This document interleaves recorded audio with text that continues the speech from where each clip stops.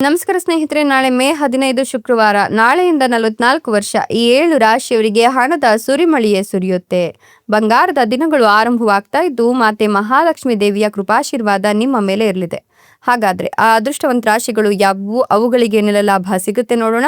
ಅದಕ್ಕಿಂತ ಮೊದಲು ಮಾತೆ ಮಹಾಲಕ್ಷ್ಮಿ ದೇವಿಗೆ ಭಕ್ತಿಯಿಂದ ಲೈ ಕೊಟ್ಟು ಪ್ರತಿದಿನ ದಿನ ಭವಿಷ್ಯ ತಿಳಿಯಲು ನಮ್ಮ ಚಾನೆಲ್ ಅನ್ನ ಸಬ್ಸ್ಕ್ರೈಬ್ ಮಾಡಿ. ಹಾಗೆ ಬೇಗನೆ ನಮ್ಮ ವಿಡಿಯೋದ ನೋಟಿಫಿಕೇಶನ್ ಪಡೆಯಲು ಬೆಲ್ ಬಟನ್ ಕ್ಲಿಕ್ ಮಾಡಿ ಆಲ್ ಅಂತ ಕ್ಲಿಕ್ ಮಾಡ್ಕೊಳ್ಳಿ. ಇನ್ನು ನಿಮ್ಮ ಜೀವನದ ಸಕಲ ಸಮಸ್ಯೆಗಳಾದಂತಹ ಸತಿಪತಿ ಕಲಹ, ಪ್ರೀತಿಯಲ್ಲಿ ಮೋಸ, ಭೂಮಿ ವಿಚಾರ, ಕೋರ್ಟ್ ಕೇಸ್, ವ್ಯಾಪಾರ, ಹಣಕಾಸಿನ ತೊಂದರೆ, ಸಾಲಬಾಧೆ, ಸ್ತ್ರೀಯರ ಗುಪ್ತ ಸಮಸ್ಯೆ, ಹೀಗೆ ಹಲವಾರು ಸಮಸ್ಯೆಗಳಿಗೆ ಶಾಶ್ವತ ಪರಿಹಾರ ಮಾಡಿಕೊಡ್ತಾರೆ. ಡಿಸ್ಪ್ಲೇ ಮೇಲೆ ಕಾಣ್ತಕ್ಕಂಥ ಗುರುಜಿ ನಂಬರ್ಗೆ ಒಮ್ಮೆ ಕರೆ ಮಾಡಿ ನೋಡಿ. ಹೌದು, ನಾಳಿನ ಮೇ 15 ಶುಕ್ರವಾರದಿಂದ ಮುಂದಿನ 44 ವರ್ಷ ಈ 7 ರಾಶಿಯವರಿಗೆ ಬಂಗಾರದ ದಿನಗಳು ಆರಂಭವಾಗ್ತಿದ್ದು ಮತ್ತೆ ಮಹಾಲಕ್ಷ್ಮಿಯ ಕೃಪಾಶೀರ್ವಾದದಿಂದ ಹಣದ ಸುರಿಮಳೆಯೇ ಸುರಿಯುತ್ತೆ ಅಂತ ಹೇಳಲಾಗ್ತಾ ಇದೆ.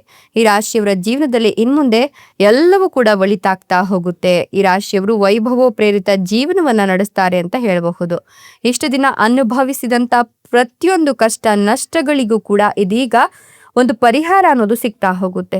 ಇಷ್ಟು ದಿನ ಕಾಡ್ತಾ ಇದ್ದಂತಹ ಸಮಸ್ಯೆಯಿಂದಲೂ ಕೂಡ ನೀವು ಈ ಒಂದು ಸಂದರ್ಭದಲ್ಲಿ ಸುಧಾರಣೆಯನ್ನ ಕಾಣ್ತೀರಾ. ಕಣ್ಣಿನ ಶಸ್ತ್ರಚಿಕಿತ್ಸೆಯನ್ನು ಮಾಡ್ಕೊಂಡಿರ್ತಕ್ಕಂಥವರಿಗೆ ಈ ಸಂದರ್ಭದಲ್ಲಿ ಸುಧಾರಣೆ ಅನ್ನೋದು ಆಗ್ತಾ ಹೋಗುತ್ತೆ.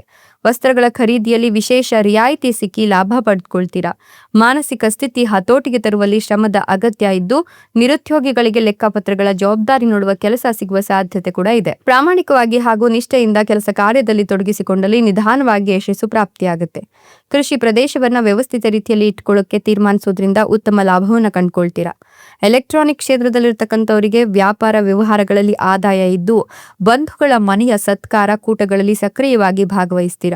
ಉದ್ಯೋಗ ವ್ಯವಹಾರಗಳಲ್ಲಿ ತೊಂದರೆಗಳು ಆಗೋದಿಲ್ಲ. ಹೊಸ ಆಕಾಂಕ್ಷೆಗಳನ್ನ ಹಾಗೂ ಜೀವನದ ಗುರಿಗಳನ್ನ ಚೆನ್ನಾಗಿ ಅರಿತುಕೊಂಡು ಬದುಕಿನಲ್ಲಿ ಮುಂದಿನ ಹೆಜ್ಜೆ ಇಡೋದು ಉತ್ತಮ ಅಂತ ಹೇಳ್ತಾ ಇದ್ದು, ವ್ಯವಹಾರದಲ್ಲಿ ದಾಕ್ಷಿಣ್ಯ ಪ್ರವೃತ್ತಿಗೆ ಒಳಗಾಗದಂತೆ ಇದ್ರೆ ತುಂಬಾನೇ ಒಳಿತಾಗತ್ತೆ. ಹಿಡಿದ ಕಾರ್ಯಗಳಲ್ಲಿ ವಿಳಂಬ ಉಂಟಾದ್ರೂ ಕೂಡ ಅಂತಿಮ ಕ್ಷಣದಲ್ಲಿ ಅದು ನೆರವೇರುವ ಅನುಭವ ಸಿಗಲಿದೆ. ಧ್ಯಾನ ಮಾಡೋದ್ರಿಂದ ಕೂಡ ಮನಸ್ಸು ನಕಾರಾತ್ಮಕ ಭಾವನೆಯಿಂದ ಹೊರಗಡೆ ಬರುತ್ತೆ. ಪ್ರತಿಯೊಂದರಲ್ಲೂ ಕೂಡ ಯಶಸ್ಸನ್ನು ಕಾಣಲು ಅಪೇಕ್ಷಿಸುವ ನಿಮ್ಮ ಶ್ರಮಕ್ಕೆ ಪ್ರತಿಫಲ ಅನ್ನೋದು ಸಿಗ್ತಾ ಹೋಗುತ್ತೆ.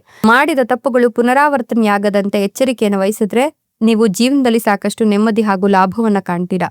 ಉದ್ಯೋಗ ಸಿಗ್ತಕ್ಕಂಥ ಖುಷಿಯಲ್ಲಿ ನೀವು ಸಮಾಧಾನವನ್ನ ಕಂಡುಕೊಳ್ಬೇಕು. ವಿವಾದಾಸ್ಪದ ವಿಷಯಗಳ ಕಡೆ ಗಮನವನ್ನ ಕೊಡೋಕೆ ಹೋಗ್ಬೇಡಿ. ನಿಮ್ಮ ಕೆಲಸಗಳನ್ನ ಮಾಡಿಕೊಂಡು ಅಲ್ಲಿ ನೀವು ಲಾಭವನ್ನ ಕಾಣ್ತೀರಾ. ಮನಸ್ಸಿಗೆ ಮುದ ನೀಡುವ ಕಾರ್ಯಕ್ರಮಗಳಲ್ಲಿ ಉತ್ಸಾಹದಿಂದ ಭಾಗವಹಿಸೋದ್ರಿಂದ ಕೂಡ ನೀವು ಸಾಕಷ್ಟು ನೆಮ್ಮದಿಯನ್ನ ನಿಮ್ಮ ಜೀವನದಲ್ಲಿ ಅಳವಡಿಸ್ಕೊಳ್ಬಹುದು. ಪ್ರೀತಿಯ ವಿಚಾರದ ಬಗ್ಗೆ ನೀವು ಮನೆಯಲ್ಲಿ ಮಾತನಾಡೋದ್ರಿಂದಲೂ ಕೂಡ ಮನೆಯವರು ನಿಮ್ಮ ಪ್ರೀತಿಗೆ ಒಪ್ಪಿಗೆಯನ್ನ ಕೂಡ ಸೂಚಿಸ್ತಾರೆ ಅಂತ ಹೇಳಬಹುದು. ನಿಮ್ಗೆ ಈಗ ಶುಭ ಕಾಲ ಆರಂಭವಾಗಿದ್ದು ನಿಮ್ಮ ಆದಾಯ ಕೂಡ ದ್ವಿಗುಣವಾಗಿ ಹೊಸ ಆದಾಯದ ಮೂಲಗಳು ಪಡೆಯಲು ಸಾಧ್ಯವಾಗುತ್ತೆ. ಉದ್ಯಮಿಗಳಿಗೆ ಉತ್ತಮ ಲಾಭ ತರುವ ಹೊಸ ಒಪ್ಪಂದಗಳು ಕೂಡ ಬರುತ್ತೆ.